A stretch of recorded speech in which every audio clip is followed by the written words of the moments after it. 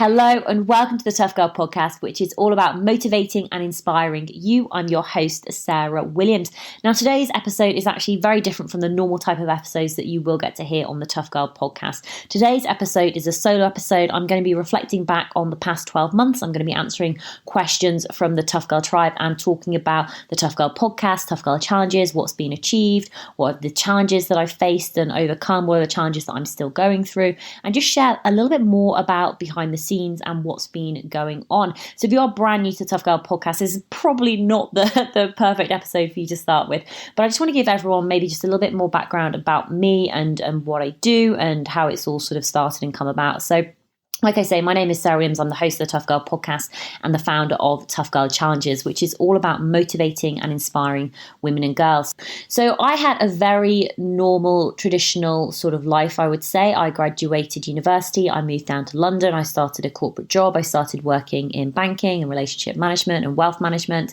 And I did that for about 8 years. I got to 32 and I decided, this cannot be my life. I have done a number of solo episodes on this. There's more information out there about sort of this journey, but I'll just give it to you in a very, very quick summary format.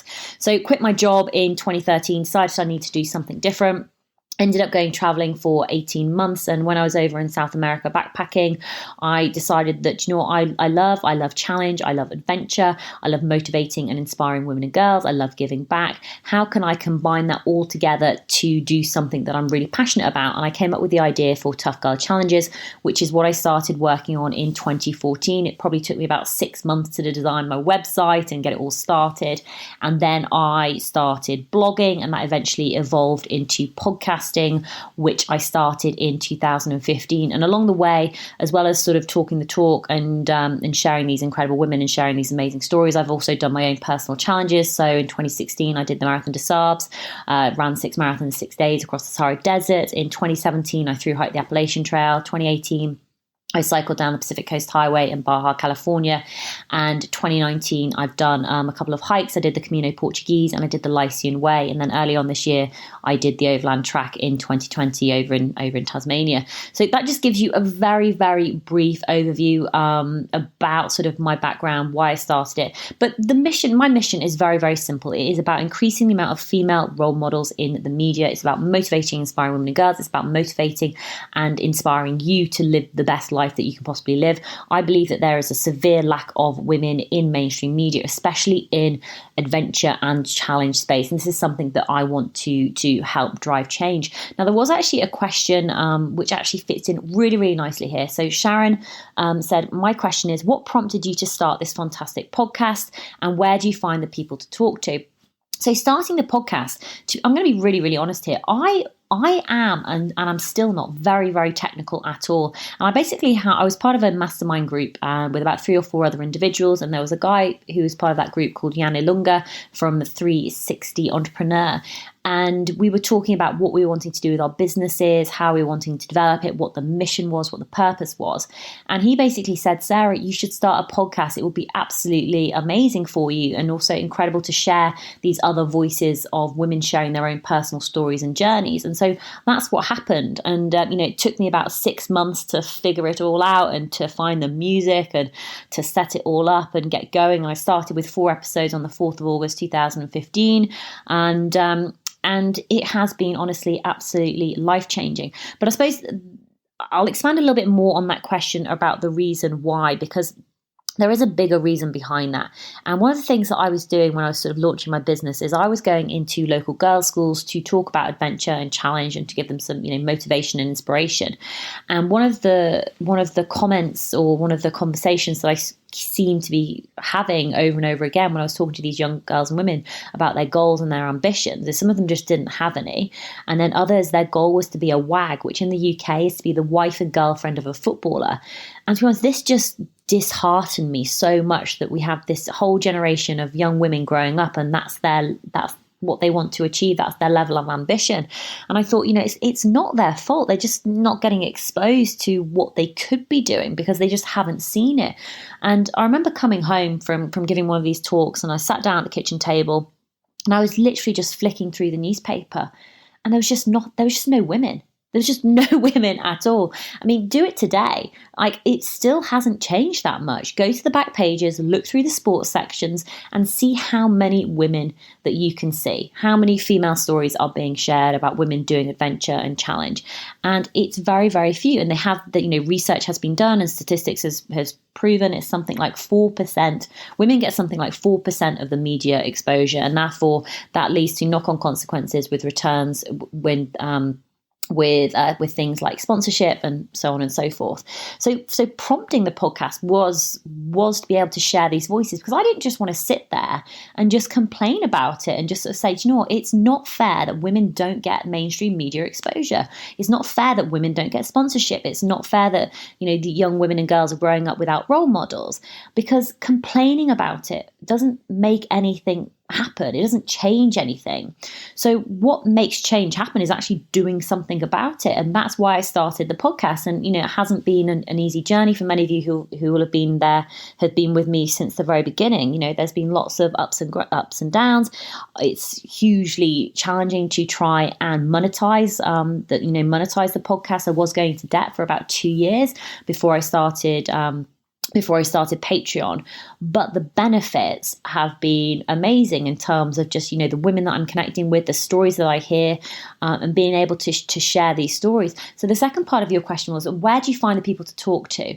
A lot of it is through my own personal research. So I find a lot of women through social media, through Instagram, through Twitter. Twitter has been amazing, I think, for connecting with other women. You can end up on these amazing threads and you're like, oh my God, there's so many incredible women out there that I want to speak to. I also get a lot of recommendations now. So members of the Tough Girl Tribe will reach out to me with their names and suggestions, which is awesome, because there are so many women doing amazing challenges, and I think I'm pretty in there and I know a lot of what's happening, but there's so many women out there doing it. You just don't get to hear about it. So what I will do is I've actually got a spreadsheet, and when I get names and recommendations, I put their names onto my spreadsheet. I've probably got a list of over 100 women now on that spreadsheet. And then what I do is I do batch interviewing. So because I'm producing now 2 episodes per week, it's a huge amount of content, and I've just got to be so organized and efficient. And the way for me to be able to do this is to batch. So I will do batch interviews, I'll do batch editing, I'll do batch uploading. And I will basically reach out to, say, 15 women on that list, email them, see who comes back to me, see who gets themselves booked in for an interview, and take it from there. There are hundreds of women, and you can niche it down as well, because even if you specialize, say, in just ultra running, or you specialized in ocean swimmers or sailors, there could be hundreds of other podcasts in a specific niche, sharing these amazing stories. So it's an absolute privilege. And to be honest, I wish I could do more. I wish I could speak to more women, because sometimes I know that I've been following women for years now, and I know that I've engaged with them and we might have had some conversations, but we've just never quite been able to make it happen. Anyway, going off track, but yeah, let's get back on track. So reflecting back over the past year. So the last episode that I did took us to August 2019. And so I'm going to be sharing more about what went on from August onwards. So just as a sort of a little summary about 2019, I was, to be honest, I was pretty exhausted. When I look back and reflect back on that year, I was actually very, very tired. I hadn't actually really stopped. I've been traveling from September 2018, or I've been away, and I only came back to the UK in May. And then the whole of April, I was doing a yoga teacher training course, which was meant to be relaxing, but it wasn't. It was brutally intense, doing 4 hours of yoga every single day. I then went on to do my personal training qualification in May. Again, working 9 to 5, intense study, getting level 2, getting level 3. So June, July, August 2019 was the first time in a long time that I'd actually been home and had sort of time and space to sort of relax, and also to work on the business. I wasn't being pulled in multiple different directions. So it was also a time when I didn't have any plans for the future, which is very strange. I basically just had this open 2019 with, I don't know what I'm going to be doing. So I was actually being really super efficient. I finally had the time so I had a few problems with like you're all sick and tired of hearing about it. But, I've had a few problems with my tight hip flexors. I've had a problem with my glute and my knee, and it's all sort of combined. But I finally started seeing a physio. So I was seeing like a physio sort of weekly. I was seeing a personal trainer, and I was actually doing all of the rehab that needed to, fix my glute, fix my knees and all of that good stuff. And I was also preloading a lot of podcast content because I was just being so efficient. So by the end of August rolled around, I'd already preloaded September, October and November. So I was like really, really ahead of the game. And I was basically sort of keeping my options open about what it is that I was going to do. And then, circumstances happen. I'm not quite sure how it all came together, but Cicerone, a book company that I've been working with, highly recommend them. That a lovely, lovely company, a lovely lady called Hannah. And we've had conversations in the past, and I've interviewed some of her authors, and Kat Davis, who I went to the Lyceum Way with, was one of their guidebook writers, and she'd written a guidebook about the Camino Portuguese. And it just sort of all came together about, well, why don't you go and walk the Camino Portuguese, and we can sponsor you. And it was like, well, yeah, absolutely, that would be amazing. I'm not doing anything else. So it would be great to do this, sponsored hike, working with Cicerone, helping to promote Kat's guidebook on the Camino Portuguese. And so that came together beautifully. And it almost led on to the next adventure. So did the Camino Portuguese, vlogged about it all. So there's loads of vlogs on the Tough Girl YouTube channel. So please do go check it out. Shared loads on Instagram as well. Loads of Instagram stories. They're all still up there. So you can go and review them all. But I had this sort of wonderful time out on the hike. And I was actually in contact with Kat Davis during that time, because she was doing another Camino, and she was just, we were just messaging. We'd been in contact for a while because I'd spoken with Kat twice before for the Tough Girl podcast, and finished that trip in October, flew back to London to stay with a friend, and Kat got in contact and was like, I've got this crazy idea. What are you doing in November? And I wasn't doing anything. I was still like completely free, but because I'd been so efficient earlier on in the year, I also knew that I had my podcast was still scheduled to come out. And so Kat said, have you heard of the Lyceum Way? And I hadn't. So I quickly Googled it and found out that it was, over in Turkey. And I was like, oh my God, that looks absolutely, amazing. This is an incredible opportunity. She was like, do you want to go and hike it? So my answer was like, yes, absolutely. So what's interesting is reflecting back, actually, this leads into another very nice question.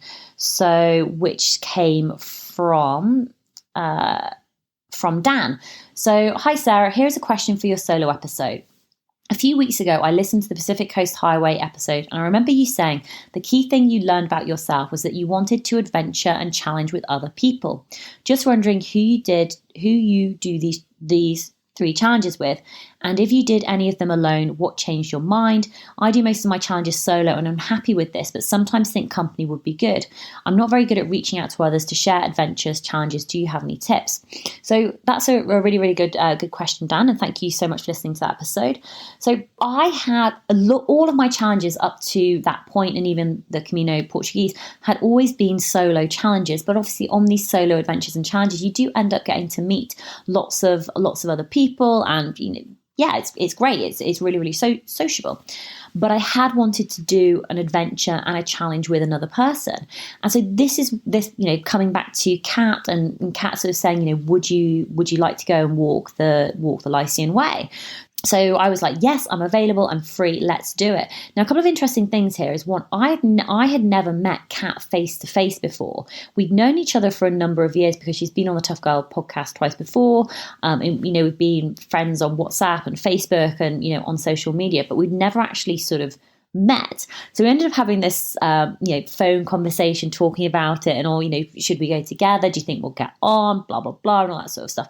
And anyway, we committed, we booked our flights, and this was a total win because I basically found out that I had some air miles left over.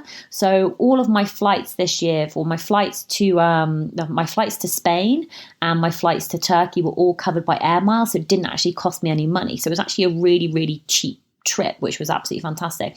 So so me and Kat, we headed off to Turkey in November to go and walk the Lyceum Way, and we actually recorded another episode talking about that, like our planning and preparation.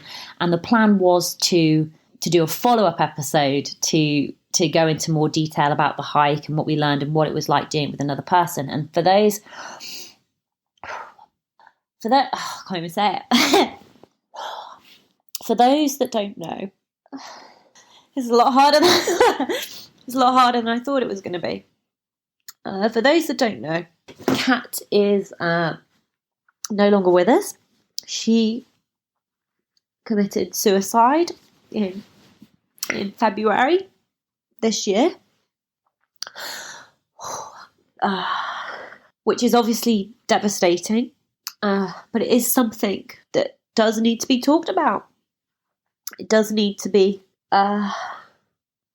shared. So yes, so me and Kat headed off to Turkey, and it was interesting for a number of different reasons. Is both of us had only really done solo adventures and challenges before. We'd never done it with other people, but we both wanted to. This is so difficult because I want to share more about that time in Turkey, but it's so difficult to know what to share. And there was actually a really lovely question from Jill, who said, if you feel comfortable talking about it, I'd be interested to hear your best memories of your time spent with Kat Davis and how her passing has impacted you and the greater adventure community. We had our trip to Turkey, and I think anybody who's adventured with other people, you're going to have high points and low points, and you're going to have challenges.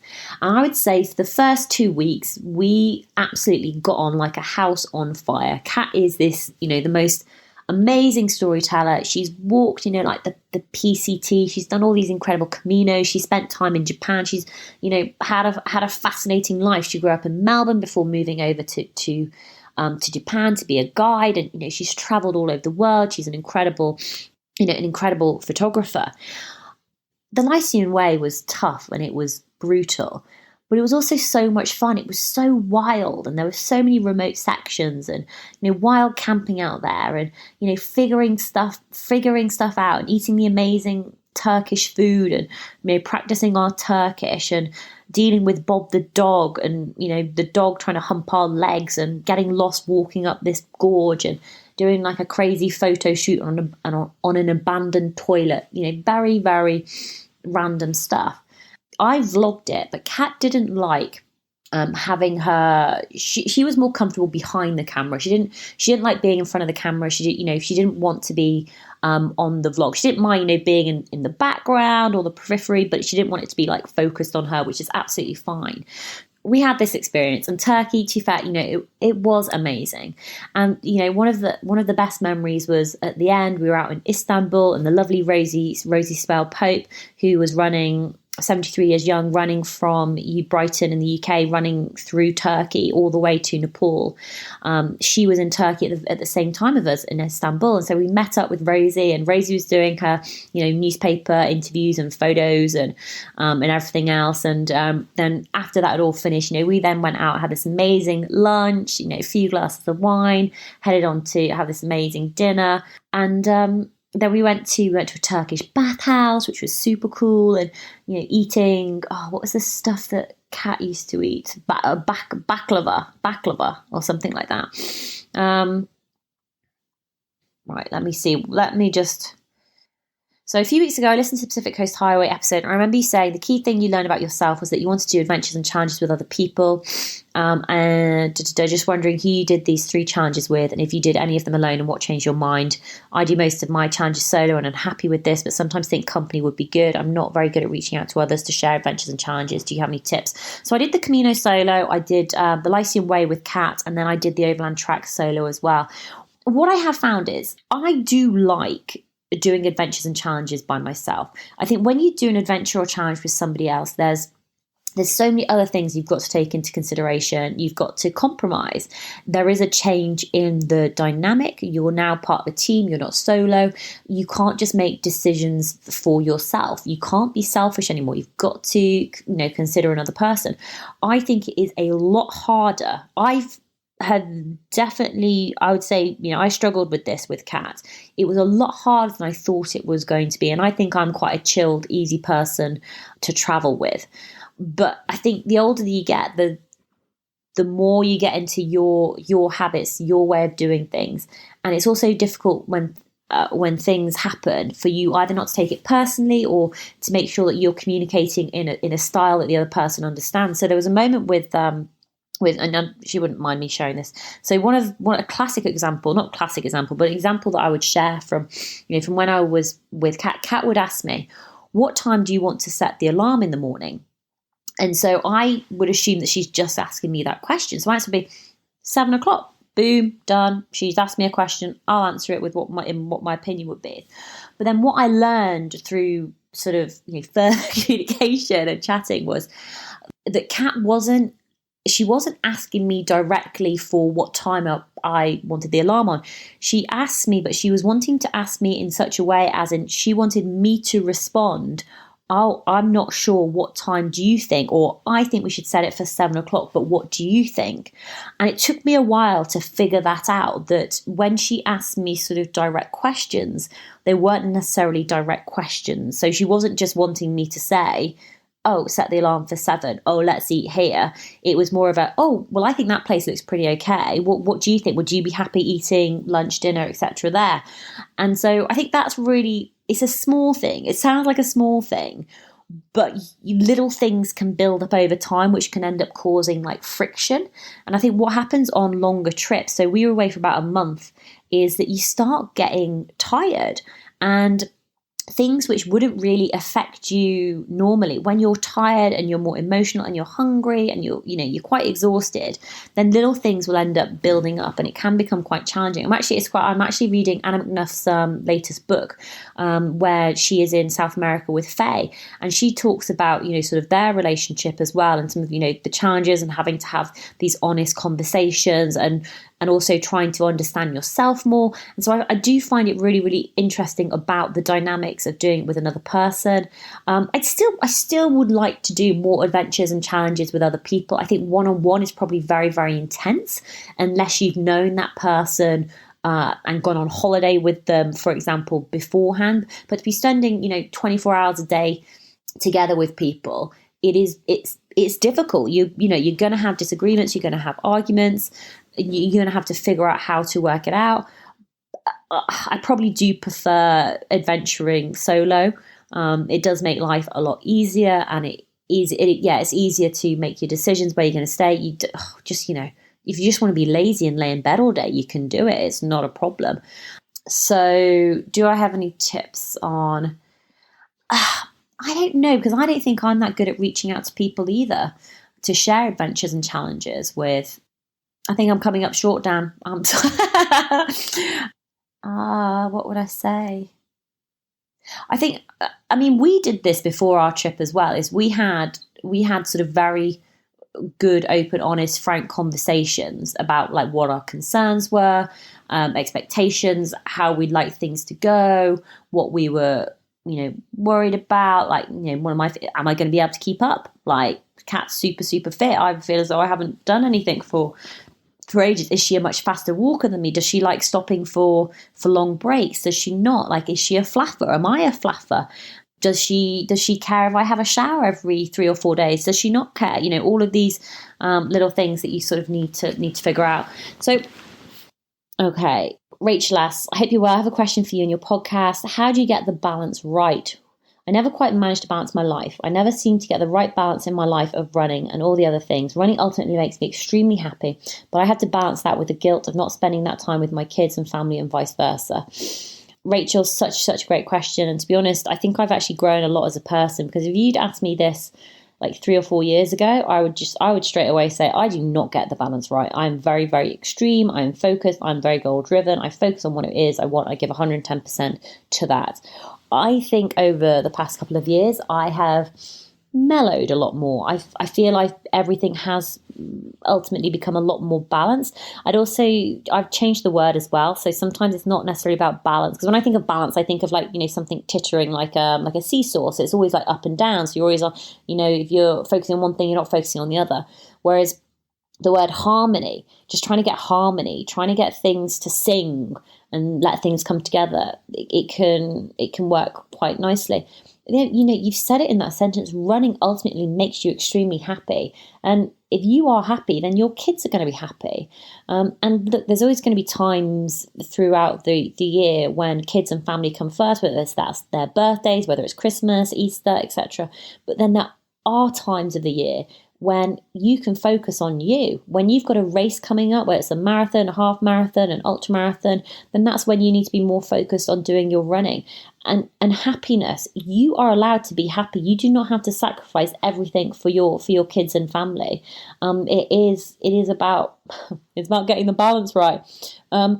Look, I think it's being kind to yourself as well. Look, you're doing the hardest job in the whole world, like raising children. I don't have them. I have a niece and a nephew, and I am exhausted when I help to look after my niece and nephew, Charlie and Grace, over in Australia. Like, I'm just knackered, and I honestly don't know how parents do it with fitting everything else in.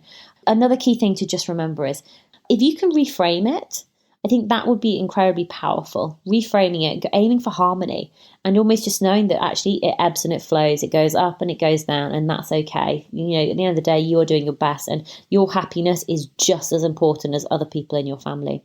Shantae asks, do you ever get lonely on long solo trips like the Appalachian Trail, Overland Track, and Pacific Coast Highway?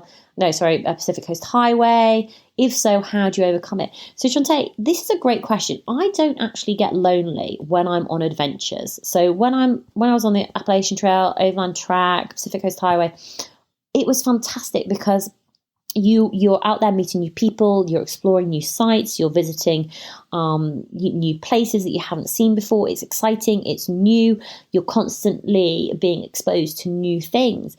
I get lonely when I'm at home, when I'm in my comfort zone. So when I'm not out and about, then I'm not talking to other people. I'm just working on my laptop. I work from my bed. I put up my laptop. I work all day. I don't see people from like mum and my dad or people at the gym. Like, that is it. And I find that the hardest. When I'm at home, I do struggle with loneliness. I think I talked about this in like 2017 or 2018. And one of the things that I had to do is I had to make some changes. So I had to go and get a little job at a coffee shop just so I was speaking to people, because I was starting to forget how to make small talk because I just wasn't talking enough to people. So I don't get lonely on adventures, but I do get lonely when I'm at home. Second question from Shantae. Do you train heavily before a longer challenge or go with your baseline fitness level? Yes, I do. So depending on the challenge, I will train specifically for that challenge. So for example, Marathon des Sables, I focused the first 6 months training by packing on a huge amount of muscle and getting really, really strong. And then I spent 3 months doing the endurance challenge training and doing a lot of running. Appalachian Trail, there was a lot more walking with heavy packs, etc., etc. Pacific Coast Highway, a lot of cycling. So again, there was a baseline fitness, which I do through strength and conditioning. So working with a personal trainer, lifting heavy weights, but I will do specific training. And it also does depend on the time I have available and what other stuff that I've got going on in my life and what the type of challenge is and how difficult and how long it's going to be. So for training for Marathon des Sables and Appalachian Trail were a lot bigger because they were just so much more physical. Training for something like Camino Portuguese, I think I just went with my base fitness, and then I was already fit before I went and walked the Lycian Way because I'd done the Camino challenge already, like 2 or 3 weeks before that. So it does just depend also what your base fitness level is as well, from your starting point. But I think if you can train specifically for challenges, then it's a great thing to do. I figured out 4 or 5 years ago that I am no good at doing my own training. So I massively overtrained in 2015. And so now what I do is I do work with a personal trainer. I find that it's an investment in myself. I can't handle the responsibility because I would just be ridiculous with my training and set myself stupid things to be doing all the time. I want somebody to tell me what it is we're doing, how often we're doing it. I want them to figure it all out. I want them to monitor it. I want them to tell me, you need to push harder. No, I want you to pull back. You've overtrained. You need to focus more on this. That is what I want. And so I just outsource it. I can't take the responsibility. But at the moment, I'd say I'm probably not at my fittest, but I am getting back to my base fitness level. So I'm starting back with my personal trainer in August to start working on my fitness and getting strong again. Tiffany Coates, I always carry one luxury item. Do you? And if so, what is it? I don't think I do. Like, my luxury item is probably my phone, just because it's got, it's got Netflix on there, it's got podcasts on there, it's got books on there, it's got everything on there. I carry a pillow, but no, I don't. No, no luxury item for me. What has been your lowest moment on your challenges? The one where you felt you couldn't continue or really doubted yourself? I think you always have low moments on challenges, and I think you always have setbacks and obstacles that you need to overcome, but I've never felt that I couldn't continue. Doubt was something that I dealt with massively on the Appalachian Trail, because every single day I was behind schedule, so therefore I ended up feeling like a massive failure for pretty much the whole challenge. But then that just helped me to change my perspective of me, and knowing that if I put in the work every single day and keep showing up, then I can get past that, and getting over that fear of failure was actually really, really powerful. What's been less most challenge? I don't doubt myself when I'm on challenges. I believe in myself. I know that I've done the training. I know that I've done my planning. I know that I've done my preparation. I know what my end goal is. I know what I've got to achieve to do it. But I suppose I would say, this is actually just coming back to me now, is probably the best example would be actually when I was on the Overland Track. And I'm going to forget now, I was climbing up this mountain, and it was full on big boulder scrambling. And then I started to doubt myself, because I was by myself and I didn't have a spot tracker, and I was worried. It got into my head. I got into my own head. Like, what if I fall? What if I injure myself? How would I get back down from here? Like, do I feel safe continuing on? And to be honest, I didn't feel safe continuing on. So I stopped and I turned around and headed back down again. I actually filmed that, so you can watch that on YouTube. And Tiffany also asked, who is your inspiration? Oh my God, there's so many incredible women. But I really do have to say, my inspiration is everyday women. And I am just always impressed, like just honestly blown away by women who have families and who have children, whether they're single mothers, whether they've got partners. Because I honestly don't know how you deal with that level of responsibility and having to manage other people's lives, and then you're still going out and probably working a full-time job, probably a stressful job, and then also, managing your health and fitness and going out and doing these adventures and doing these challenges. It honestly, it blows me away, and just impresses the hell out of me that everyday women are just going out there and smashing it on so many levels. Absolutely inspiring. I'd also say the lovely Rosie Spell Pope. She's just an absolute inspiration. I love her. I love her age. I love her attitude. I love her way of viewing the world. I love how she shares, how she communicates. Just her general attitude, like just speaking with Rosie it's like a breath of fresh air. Amanda asks, if you had to do it again, what would you do differently? Did you learn anything about yourself? Amanda, I think one of the key things that if I had to do it again, I wish I'd started earlier. I wish I'd been better at documenting and sharing more of my challenges and adventures. I even look back on, say, for example, like the Appalachian Trail, and I wasn't writing down what happened each day or sharing a photo or anything like that. I was vlogging it, but I wasn't sharing it on sort of Instagram and Facebook. So I think I missed out on all these memories, and I could have taken more photos. I wish I'd saved more money while I was working in a high paying job. I think that would have been a bit of a game changer. It was just, I wish I'd started earlier. Did you know anything about yourself? I'm going to assume you mean throughout maybe like the whole process of building up the Tough Girl podcast and Tough Girl challenges. Oh my God, huge amounts. Perseverance, showing up, setting goals, working hard, being patient. I think I'm actually really starting to nail this whole patience thing.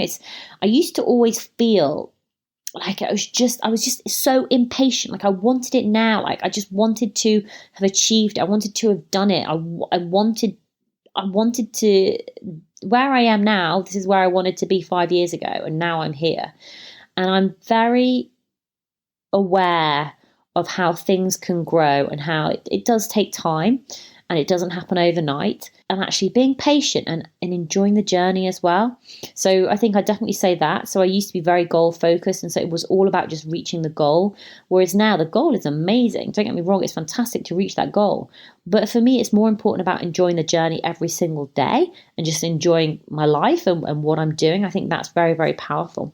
I wanted to share some numbers with you all. Actually, I think this is quite interesting, which almost links into the whole patience thing. So December 2019 we ended up hitting 1 million downloads. So I think it was like the 23rd of December, which is, I'm not going to lie, which is mind blowing. 1 million people have listened to the Tough Girl podcast. And this is, me with a laptop and a mobile phone, working from my bed in Hoylake on the Wirral, and, just sharing these incredible stories. It's been mind-blowing. I have to say, when it hit, when I finally passed 1 million, it was like, oh my goodness, this is absolutely incredible.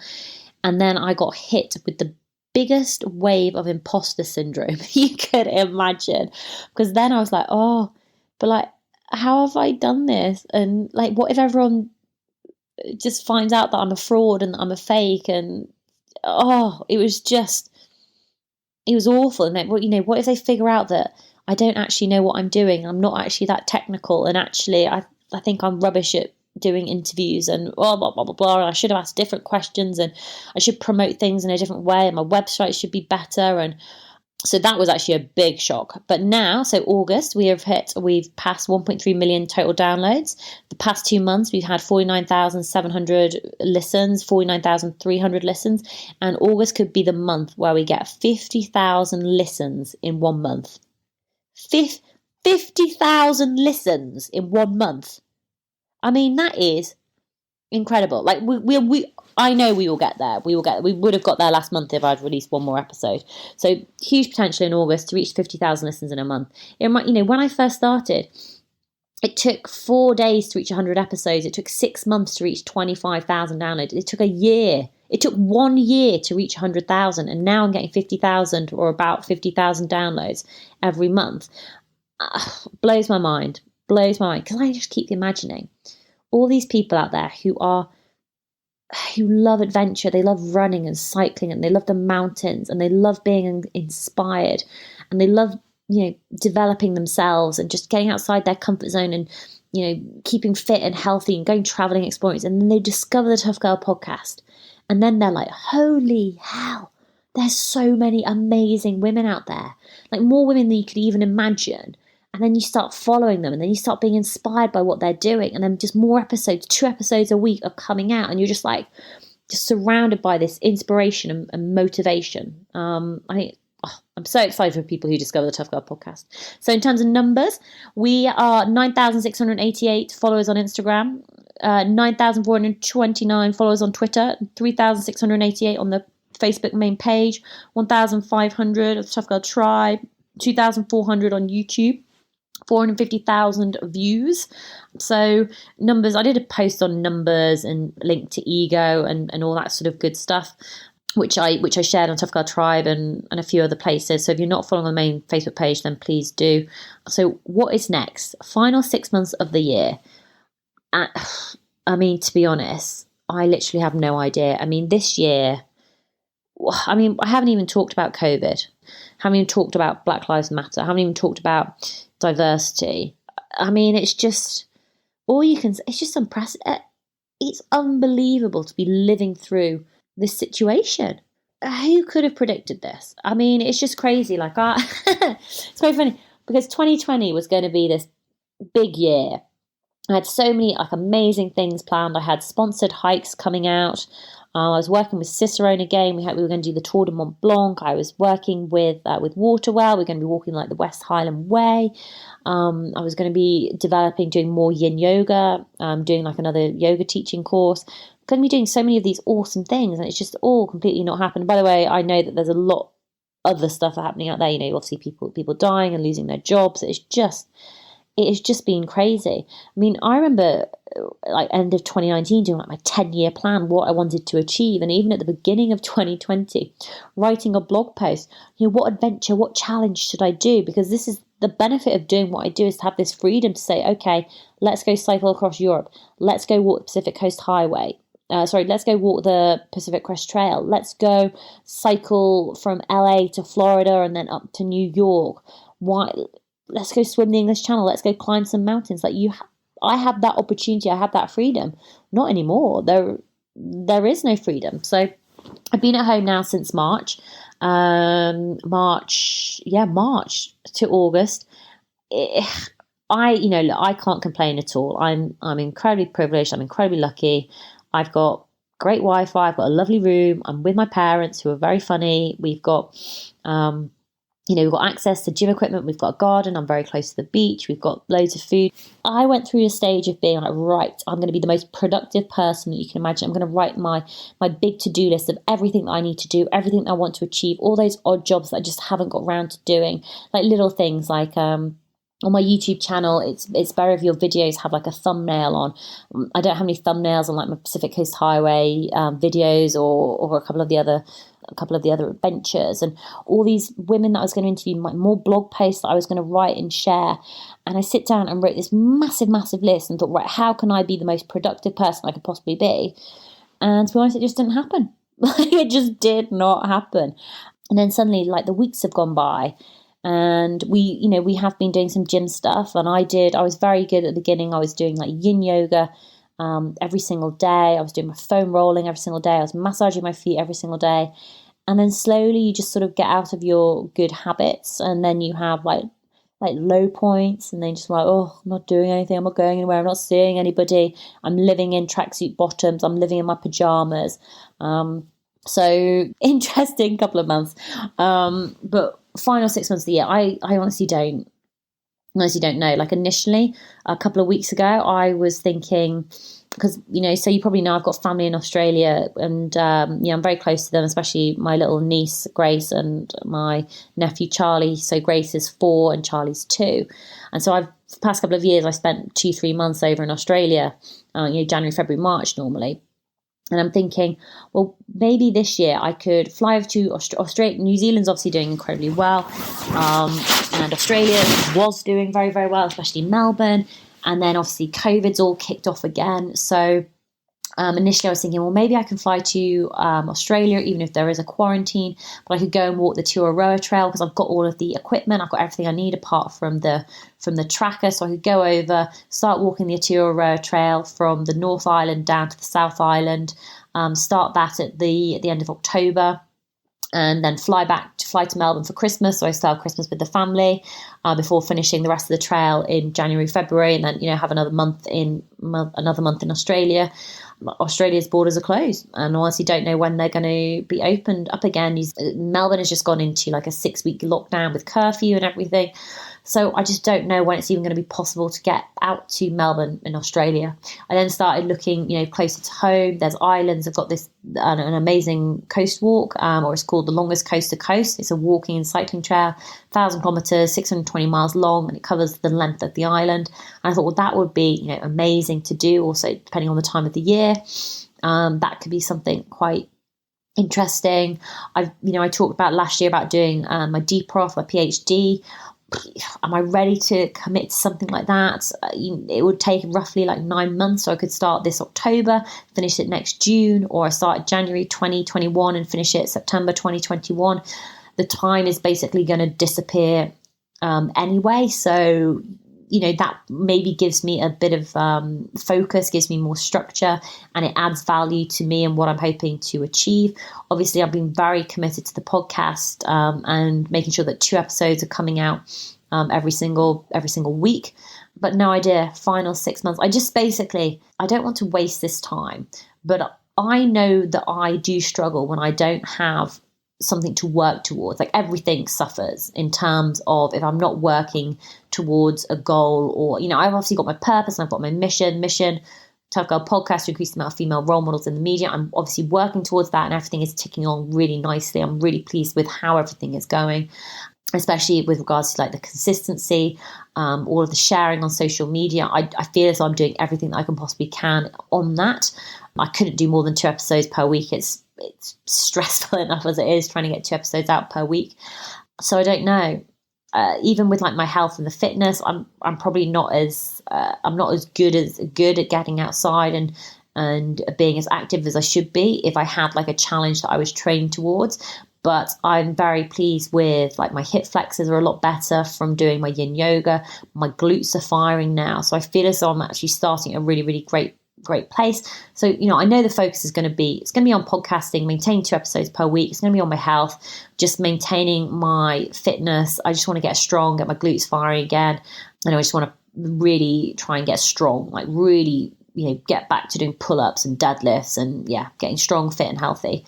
Otherwise, I couldn't even put into words about what I think the next 6 months are going to be like, because I also feel as though I have like a personal responsibility in terms of if I start going out and start vlogging and sharing, I'm now going to walk this walk. Well, it's like, well, what's it like in that country? Is it responsible of me? Is it ethical of me to be going there, especially if there's these constant sort of outbreaks of COVID happening? So I honestly don't know. Now I just want to double check that I've answered questions. Have I talked about everything? Is there anything else that I need to talk about? This probably hasn't been this logical. It's probably been a little bit all over the place, to be honest. All I do want to say is a massive thank you to all the patrons and supporters of the Tough Girl podcast. It really does make such a massive difference having you support the mission and what I'm trying to do. We're currently at so it ebbs and it flows. So, you have patrons who sign on for a couple of months, which is absolutely amazing, absolutely incredible. And then they leave, which is absolutely fine as well, because some people are just signing up for a few months at a time, which is absolutely fine. So we've been getting super, super close to hitting 300 patrons. So we got to 296. And then we are now at 288. So basically at the beginning of the month, when all of the subscriptions and amounts go through, sometimes you end up a few patrons drop off, which is absolutely fine. So hopefully it will build up over the year and it will start to increase. So I did have some numbers of where I was with patrons. Last year, this time, I was at 222 patrons. And so we're now at 288 patrons. So 66 new patrons have signed on. A massive thank you. Like I honestly couldn't do it without your regular support. It's been an absolute lifesaver, to be honest, like having this here. I was actually very worried at the beginning of the year when COVID hit and what its impact was going to be on terms of supporters and patrons, whether or not I was going to lose a significant number, because the other areas, the other stuff that I do to make money have all been stopped basically. So my job at Royal Ascot, where I sell silk top hats, that obviously got cancelled, postponed. I haven't been working at the little coffee shop because they've been closed. Camp America, all their interviews have been cancelled, stopped, closed. There's been no talks. My sponsored hikes that I was going to be doing, all those booked in, they've been cancelled / postponed. So hopefully they'll happen again at a later point in the year. My sole source of income has actually been Patreon. And you never want to put all of your eggs in one basket because it could all just, disappear. It's obviously, not what you want. I had to really have words with myself and sort of say, look, if that does happen, I'm still in a really good position because I've still got, 5 years worth of podcasts behind me. I've got all of this experience. I've still got my website. I've still got all of the knowledge and the connections and everything else. No, it's not ideal, but also it is what it is. I have got no control over patrons. I've got no control over that side of things. All that I can do is do my best. All I can do is produce the podcast, produce the blogs, produce the vlogs, share them, hope people feel inspired and that they want to support and the work that you are doing. And I can't control that. The only thing that I can control is the actions, my input actions, which is doing the interviews and sharing the stories. And that's what I have to focus on. That's what I have been focusing on for the past couple of months. Do you just want to say, a massive thank you to everyone who has been supporting. It does mean a huge amount. This episode has been all over the place, so thank you so much for staying with me. It's almost, I have to say, this has been the most difficult reflections episode to do. I think even like over the past couple of years, it was a lot simpler years ago. It was just a lot easier. And I don't know why it's getting harder to do it. I don't know if that's just because there's more stuff going on. I still feel as though I haven't really talked about a lot of things. Anyway, I'm going to leave it there. Massive thank you for all your support. Massive thank you for listening. To find out more information about what I'm doing, then please do go check out toughgirlchallenges.com. If you want to support the Tough Girl podcast, then please do go visit Patreon, patreon.com/toughgirlpodcast. We've got 4 bonus episodes which have gone live today to listen to. So you can go and take a listen to Zara Mahmood, who's known as the Hill Walking Hijabi, who's showing more about her passion for hill walking and climbing Ben Nevis in Scotland. We spoke with Sarah Kumalo, who's a Zambian-born South African explorer and mountaineer. In May 2019, she became the first Black woman to reach the summit of Mount Everest. The lovely Lungi Mashuni, who's an intrepid sailor, adventurous explorer, speaker, and climate change activist, also shared more about her journey and her story. Karen Dark, she's a modern-day alchemist. She's passionate about turning challenge into opportunity and transforming the difficult stuff into gold. She's a Paralympian, and she's done these amazing cycle rides around the world as part of her Quest 79. On the 6th of August, we're going to be speaking with Maya Rose Craig, who's known as Bird Girl, 18-year-old British Bangladeshi top world teen birder. She's a conservationist and environmentalist. And on the 11th of August, we're going to be speaking with Nicole Snell, who's CEO of Girls Fight Back, who shares more about being a solo adventurer and a hiking lead at Black Girls Trekking. So loads of amazing episodes. Episodes are scheduled to come out Tuesday, Thursday going forward. So make sure you hit that subscribe button. And any questions, any answers that I haven't answered or done follow-ups, then please just send me an email, sarah@toughgirlchallenges.com, and I will answer them on future podcast episodes. But take care, lots of love, and I will speak to you soon. Bye.